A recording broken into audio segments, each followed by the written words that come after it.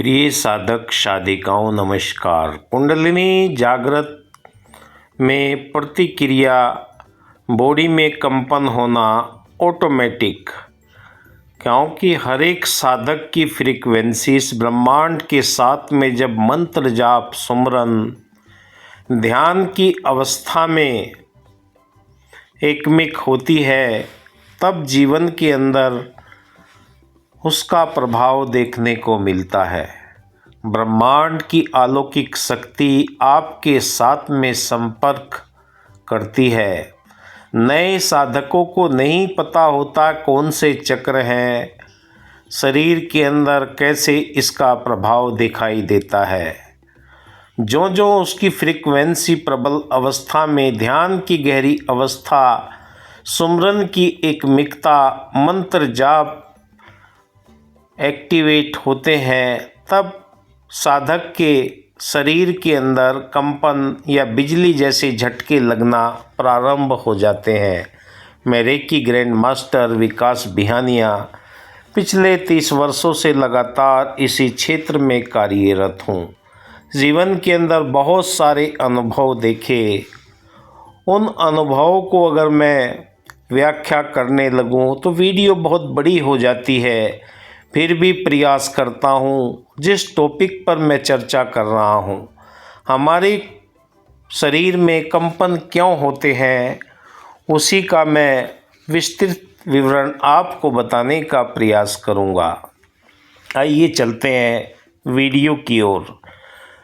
हमारे शरीर में 7 चक्र हैं: मूलाधार चक्र, स्वादिष्ठान, मणिपुर, अनहद, विशुद्धि, आज्ञा और साहस चक्र। इन 7 चक्रों को हमारे शरीर में ऊर्जा के केंद्र माने गए हैं। यूँ तो शरीर में ग्रंथों के अंदर 114 चक्र बताए गए हैं, पर मुख्य जो हमारे देवी देवता जिन पर वास करते हैं, वो हमारे शरीर में 7 चक्री हैं। कुंडलिनी जागरण के दौरान कंपन का अनुभव होना एक सामान्य प्रक्रिया है। हर एक साधक के जीवन में प्रारंभिक अवस्था में यही देखने को मिलता है। उसके उपरांत जब हमारे मंत्र या सिमरन गहरी अवस्था में पहुंचता है, तो हमारे रीढ़ की हड्डी के आखिर में जहां पर मूलाधार स्थित है, वहां पर 3 नाड़ियां होती हैं: ईड़ा, पिंगला और सुषुम्ना। जो जो आपकी सांसों की उच्चारण में फ्रीक्वेंसी तैयार होती है, कंपन पैदा करती है, क्योंकि वो तरंगे आपके मूलाधार चक्र पर असर डालती है। इस प्रक्रिया को शरीर में और मन पर गहरे आध्यात्मिक ऊर्जा संबंधों के प्रभाव का परिणाम होता है, क्योंकि जिस भी देवी देवता की आप आराधना बचपन से कर रहे हैं या पूर्व जन्मों का आपके जीवन के अंदर भक्ति भाव, आध्यात्मिक रुझान रहा है, उसके जीवन के अंदर ये घटनाएं बहुत शीघ्र होने लगती है।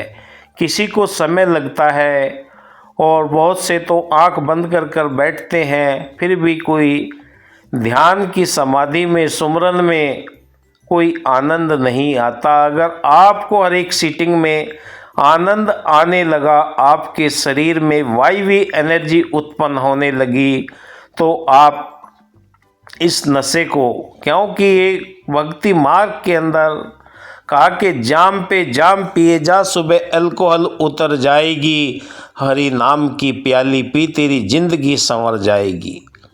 जिंदगी के अंदर जो बदलाव आते हैं वो अध्यात्म मार्ग के द्वारा ही आते हैं। चाहे तुम वकील बनो, साइंटिस्ट बनो, डॉक्टर बनो, कुछ भी बनो, मुबारक है। जब आप एक आध्यात्मिक संत बन जाते, आध्यात्मिक आत्मा बन जाते हैं, तब आपके जीवन के अंदर ये ऊर्जा का प्रभाव देखने को हमें मिलता है। आइए जानते हैं जिसके कई कारण है। पहला कारण है ऊर्जा का प्रवाह। कुंडलिनी ऊर्जा जो हमारे शरीर के मूलाधार चक्र में सुषुप्त अवस्था में होती है, वह जागृत होने लगती है, तो रीढ़ की हड्डी के मध्य से ऊपर की ओर चलती है। इस ऊर्जा के प्रवाह से शरीर के 72,000 नस नाड़ियों में जो ऊर्जा चैनल और चक्रों के अंदर हलचल होती है, जिससे कंपन महसूस होते हैं। अपने आप योगिक क्रियाएं होने लगती है, हाथ ऊपर पहुंचने लगते हैं, सर के अंदर भारीपन आने लगता है। एक एक चक्र के ऊपर जब ऊर्जा घूमती है तो ये महसूस गर्माहट के रूप में, झंझनाहट के रूप में, चींटियां रेंगने के समान आपको ये एहसास होने लगता है। दूसरी अवस्था आती है शरीर और तंत्रिका तंत्र की प्रक्रियाएं। कुंडलिनी ऊर्जा जागरण के दौरान तंत्रिका जो हमारे शरीर के अंदर मौजूद है अधिक सक्रिय हो जाती है। यह शरीर में कंपन, झटके या अद्भुत अनुभव को उत्पन्न करने लगती है। यह एक तरह से शरीर की तंत्रिकाओं का उस ऊर्जा प्रवाह का साथ सामंजस्य स्थापित करने की प्रक्रिया होती है, जिसे ब्रह्मांड की अलौकिक ऊर्जा कहते हैं, निरंकार कहते हैं, वाहिगुरु कहते हैं, अल्लाह कहते हैं, गॉड कहते हैं, भगवान कहते हैं। कुछ भी नाम रख लीजिए, परमात्मा का कोई नाम नहीं होता। वो तो एक रोशनी के स्वरूप में आपको आज्ञा चक्र के ऊपर प्रकाश के रूप में आपको दिखाई देता है। तीसरी अवस्था आती है, हमारे शरीर में न जाने कितने रुग्ण शैल मौजूद रहती है, कोई न कोई बीमारी कहीं न कहीं डेरा डाल कर रखती है। उनके शुद्धिकरण के लिए ये ऊर्जा काम करती है। कुंडलिनी जागरण अक्सर व्यक्ति के भीतर संचित नकारात्मक ऊर्जा, मानसिक अवरोधों और भावनात्मक तनाव को मुक्त करते हुए यह प्रक्रिया शरीर मन में कंपन या झटकों का कारण बन जाती है। चौथी अवस्था आती है हमारी आध्यात्मिक अनुभव। किसी न किसी देवी देवता या हमें इष्ट परमात्मा के प्रति हमारा लगाव रहता है, क्योंकि बचपन से ही हमारे घर परिवारों के अंदर ये संस्कार डाल दिए जाते हैं कि ये आप अगरबत्ती जलाओ, ये पूजा करो, ये अनुष्ठान करो। कहीं न कहीं हमारा झुकाव भी उस दिशा की तरफ हो जाता है। आध्यात्मिक ऊर्जा का जीवन के अंदर अनुभव हमें कैसे होता है? कुंडलिनी जागरण के दौरान व्यक्ति गहरे आध्यात्मिक अनुभव कर सकता है। इस ऊर्जा का प्रभाव इतना प्रबल होता है कि शरीर अनजाने में प्रक्रिया देने लगता है। कंपन, ठंडक, गर्माहट, हलचल जैसे अनुभव इसी का हिस्सा है। नए साधकों को डर लगने लगता है कि मेरे शरीर में शायद कोई रोग हो गया है। कई साधक साधिकाएं फ़ोन करते हैं, मैसेज करते हैं कि गुरुदेव मुझे ऐसी अवस्था हो रही है। कई डॉक्टरों के पास गई, अल्ट्रासाउंड, एक्सरे कराया, किसी में कुछ भी नहीं आता। ये ऊर्जा आपके जीवन के अंदर हलचल पैदा करती है। अगर आप सही तरीके से सही समय पर सही स्थान का चयन करके एकांत में बैठकर एकाग्र अवस्था प्राप्त करने के बाद में सत्यचित आनंद का अनुभव करने लगे हैं, तो आपके जीवन में ये घटनाएं सहज ही दिखाई देती है। पांचवी अवस्था आती है भय या मानसिक उत्तेजना, क्योंकि डरावनी चीज़ें आपके पास में आने लगती हैं। क्योंकि जो आपका शुद्धिकरण होता है, नकारात्मक शक्तियां भी आपसे संपर्क साधना चाहती है। वो भी चाहती हैं कि मेरा मुक्ति का मार्ग इसी के द्वारा हो सकता है। काहे कि मुक्त जीवन हो गया, चारों पदार्थ पा गए, लूटे मजे प्रहलाद ने। इस नाम के प्रताप से नरसिंह हो दर्शन दिया, त्रिलोक में यश छा गया। सबरी थी कौम की भीलनी, प्रेम से सुमरन किया, परमात्मा घर आ गया। मतंग ऋषि के आश्रम में सबरी रहा करती थी, बहुत समय तक रही। मतंग ऋषि की जब अंतिम समय आया तो उन्होंने बताया कि सबरी, यहीं पर प्रभु राम आपके पास में आएंगे, आपने यहाँ से जाना नहीं है। वो उनके आश्रम में रही, आसपास की सड़कों पर झाड़ू लगाती रही। कोई बोलते कि इधर से तेरे राम आएंगे, इधर से तेरे राम आएंगे। वो करती रही।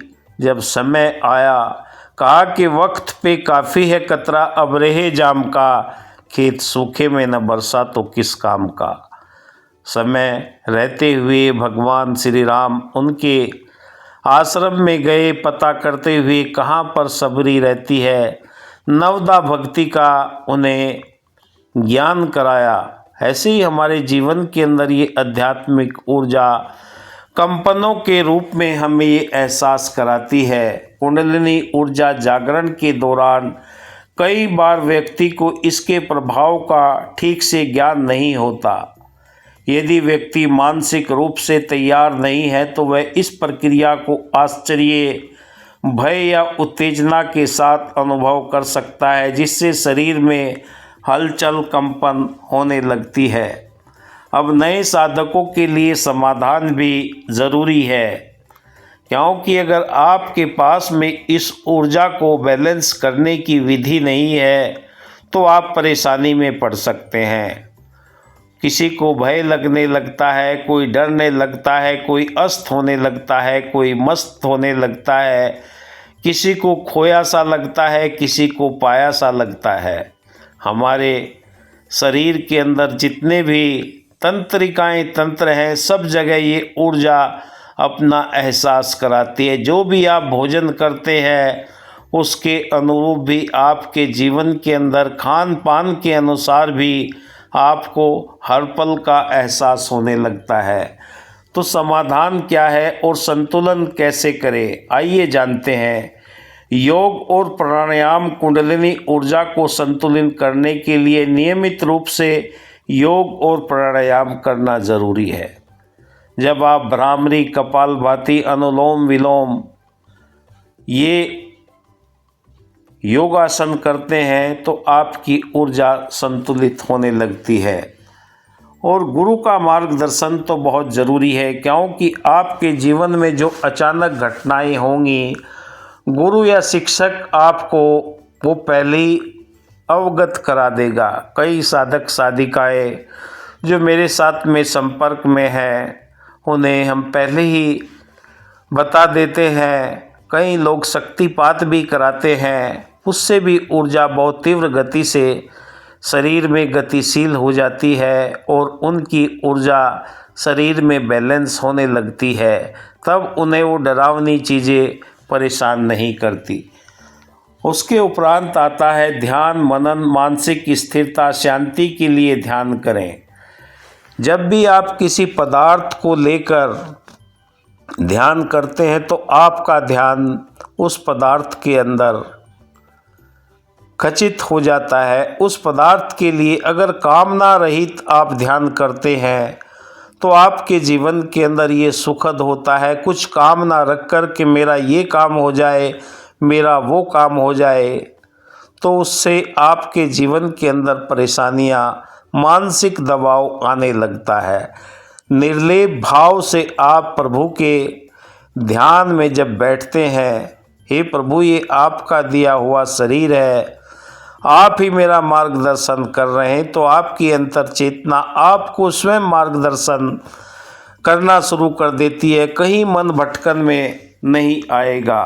और धैर्य के साथ में, क्योंकि ध्यान धारणा धैर्य के साथ में अगर करते हैं, सहनशीलता से इसे प्राकृतिक प्रक्रिया मानकर करते हैं तो आपके जीवन के अंदर कोई भी परेशानी आ नहीं सकती। यदि कंपन लंबे समय तक बना रहता है, यह असुविधा पैदा कर सकता है। इसे आप अपने मार्गदर्शक से, जिसे भी आप यकीन करते हैं, उसे बताकर आप इन सब चीज़ों से निजात हासिल कर सकते हैं। क्योंकि जिन साधकों के जीवन के अंदर ये चरण गुजर चुका है, झटके तो उन्हें भी लगते हैं, क्योंकि ये ऊर्जा अपना एहसास कराती है आपके शरीर के माध्यम से। आपका शरीर ही वो यंत्र है जिसमें ब्रह्मांड की अलौकिक शक्तियों के रहस्य छुपे हुए हैं। बस इस वीडियो में इतना ही। आप देख रहे हैं मेरा यूट्यूब चैनल विकास बिहानिया। वीडियो अच्छी लगे लाइक कीजिए, शेयर कीजिए। मैं बार बार किसी को नहीं कहता कि मेरी वीडियो को आप लाइक करें। धन्यवाद। जय हिंद।